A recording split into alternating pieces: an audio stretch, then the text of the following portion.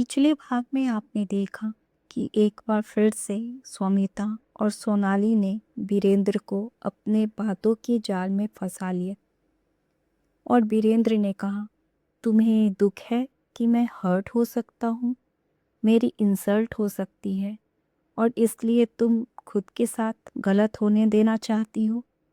लेकिन कृतिका को इस बात की जरा भी परवाह नहीं कि उसकी वजह से मेरी कितनी इंसल्ट हुई है या उसके बुरे बर्ताव से मुझे बुरा लगा या नहीं। खुद इतना बुरा बिहेव करने के बाद भी उसे लगता है कि मैं उससे प्यार नहीं करता। मुझे तुम्हारी ज़्यादा केयर है, उसकी नहीं। वीरेंद्र सोनाली की कही बातों से उससे और भी ज़्यादा इम्प्रेस हो गया था और कृतिका से और ज़्यादा नाराज। डैड, ऐसा ना कहें। मुझे लगता है कि दीदी सिर्फ इसलिए आपसे नाराज है कि आप मुझसे बहुत प्यार करते हैं। राठौर परिवार में मेरे आने से पहले वो आपकी प्यारी बेटी हुआ करती थी, लेकिन मेरे आने के बाद आपका प्यार बँट गया। इसलिए उन्हें ऐसा लगता है कि मैंने उनके हिस्से का प्यार छीन लिया है। मैं उनकी फीलिंग्स समझ सकती हूँ। सोनाली ने ये ऐसे कहा जैसे वो वीरेंद्र को दिलासा दे रही थी, लेकिन वास्तव में वो इनडायरेक्टली कृतिका की बुराई कर रही थी। हाँ, इतने सालों तक अकेले सिर्फ उसे मेरा प्यार मिला। क्या वह कम था? क्या बुराई है इसमें कि जब तुम हमारी लाइफ में आई तो मैंने तुम्हें उससे थोड़ा ज़्यादा प्यार किया। उसे पता ही क्या है कि तुमने कितना दर्द सहा है। इसके बावजूद भी अगर मैं तुम्हें अच्छे से ट्रीट नहीं करूँगा तो हमेशा गिल्ट फील करूँगा। उसे इतनी सिंपल सी बात समझ में क्यों नहीं आती है? वो सेल्फिश तो है ही, साथ ही झगड़ालू भी। हर बार वो ऐसे ही भड़क जाती है जैसे आज। वीरेंद्र बोलते हुए बहुत ही ज़्यादा गुस्से में आ गया। क्या वीरेंद्र को बेवकूफ़ कहना चाहिए? नहीं, वो बेवकूफ़ तो नहीं था।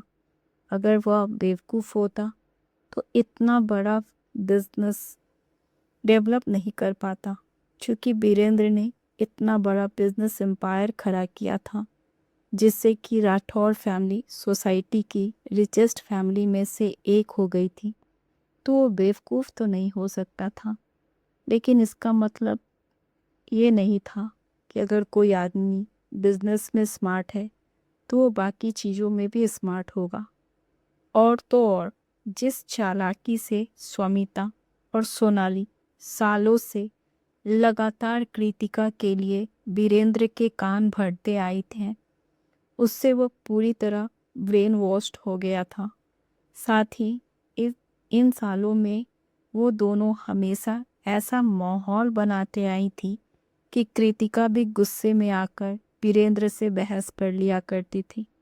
इस तरह से स्वमिता और सोनाली दोनों ही मिलकर वीरेंद्र और कृतिका को एक दूसरे के खिलाफ इतना भड़काती आई कि उन दोनों के रिश्तों में कड़वाहट आ गई थी।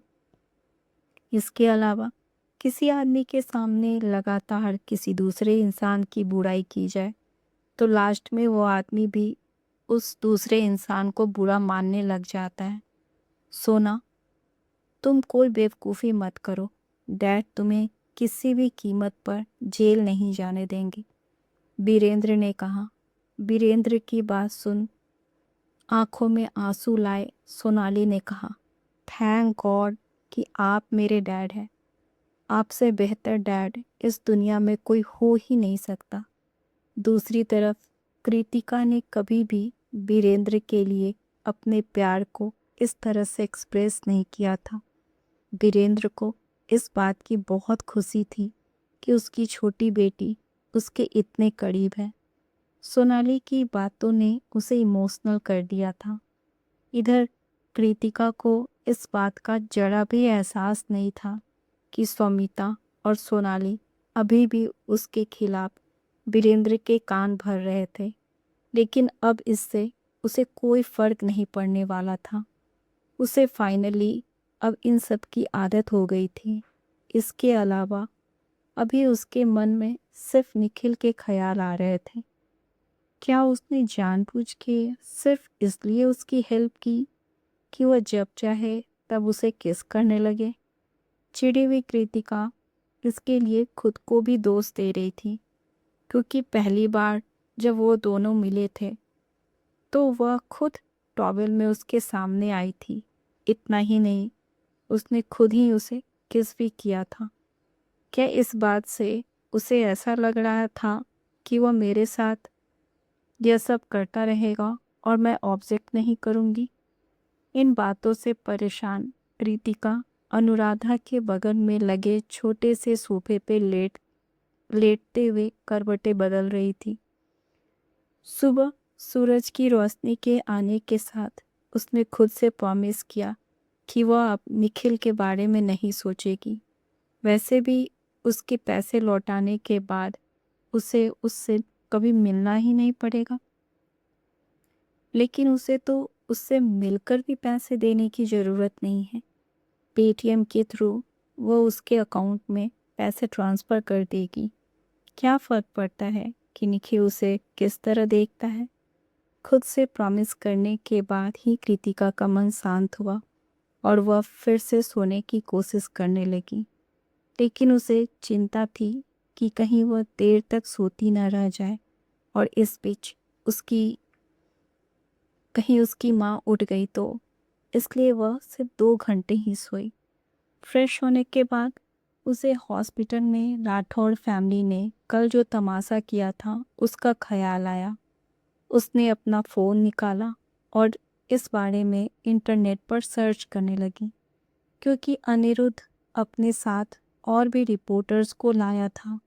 इसलिए इस न्यूज़ पर आर्टिकल लिखने वाला वह अकेला नहीं था। इंटरनेट कल के तमाशे के आर्टिकल से भरा पड़ा था और इस बार इसमें राठौड़ फैमिली की कल की पिक्चर्स और वीडियो भी शामिल थे। जो कुछ भी हुआ उसकी वीडियोस और पिक्चर के साथ साथ वहाँ मौजूद लोगों के इंटरव्यूज़ को भी आर्टिकल में शामिल किया गया था।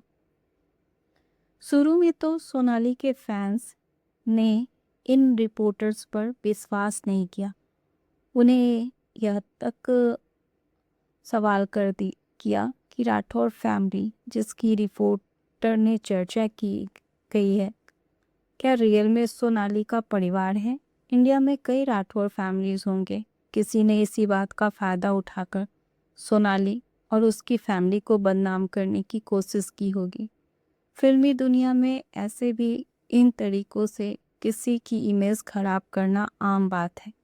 इसलिए आर्टिकल पर उठाए गए सवाल के जवाब में रिपोर्टर्स ने सोनाली के हॉस्पिटल में ली गई इमेज को अपलोड कर दिया, जिसमें वो रिपोर्टर्स से घिरी हुई थी। इसके अलावा वीरेंद्र राठौड़ और स्वामिता के हॉस्पिटल वाली पिक्चर भी इंटरनेट पर अपलोड की गई। अब इस बात को सोनाली के फैंस झुटला नहीं सकते थे, लेकिन कुछ डाई हार्ड्स फैन अभी भी सोनाली के सपोर्ट में थे। उनके हिसाब से उन पिक्चर्स के साथ छेड़खानी की गई थी। इसके जवाब में रिपोर्टर्स ने अगले दिन से सोनाली की वीडियो अपलोड कर दी, जो उन्हें हॉस्पिटल में रिकॉर्ड की थी। वीडियो में वीरेंद्र राठौड़ और स्वामिता के चेहरे साफ दिखाई दे रहे थे। यहाँ तक कि उनकी कही गई बातें भी साफ साफ सुनाई दे रही थी।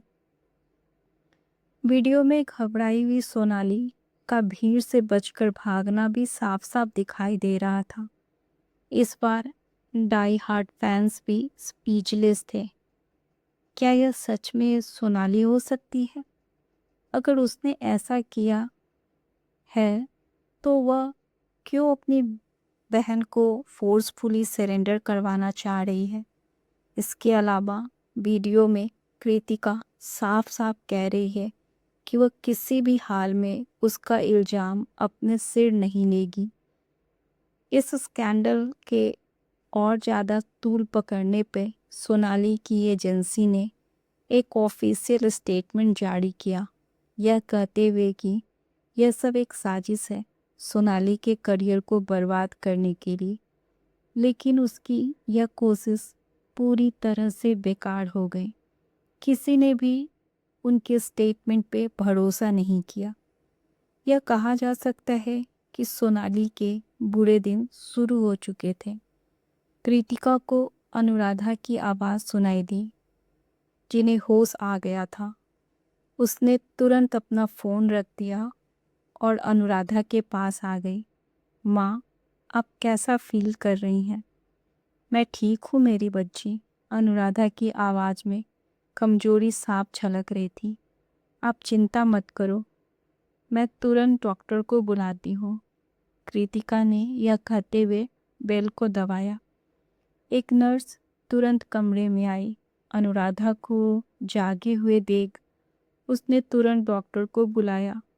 अनुराधा को एग्जामिन करने के बाद डॉक्टर ने कहा, यह बिल्कुल ठीक है, बस इन्हें थोड़ा रेस्ट करने की ज़रूरत है।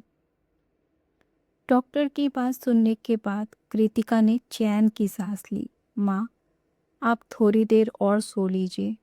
अनुराधा ने खिड़की के बाहर देखा। आसमान साफ था, शायद सुबह के 7 बज रहे थे।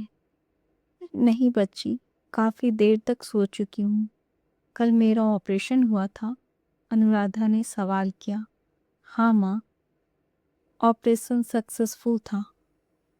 अब बस आपको आराम करने की ज़रूरत है, कृतिका ने अनुराधा से प्यार से कहा। आज से वह अपने बल पर अपनी माँ की देखभाल करेगी। कल वीरेंद्र उन दोनों माँ बेटी के साथ आया था। वह तुम्हें मजबूर तो नहीं कर पाया ना? अनुराधा को अभी भी कृतिका की चिंता थी। उन्होंने कृतिका की कलाई पकड़ते हुए कहा, अब सब ठीक है माँ। उस तमाशे के दौरान मेरे दोस्त के आ जाने से वह कुछ नहीं कर पाए, और तो और उनका असली रंग दुनिया के सामने भी आ गया। उन्होंने जो भी कहा और किया वह सब न्यूज़ में आ गया है। आगे उनके लिए कुछ अच्छा नहीं होने वाला।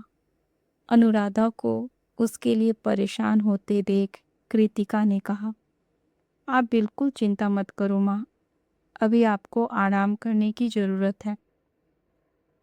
आप बस जल्दी से ठीक हो जाओ। इसके आगे की कहानी को जानने के लिए इसका नेक्स्ट भाग देखें। धन्यवाद।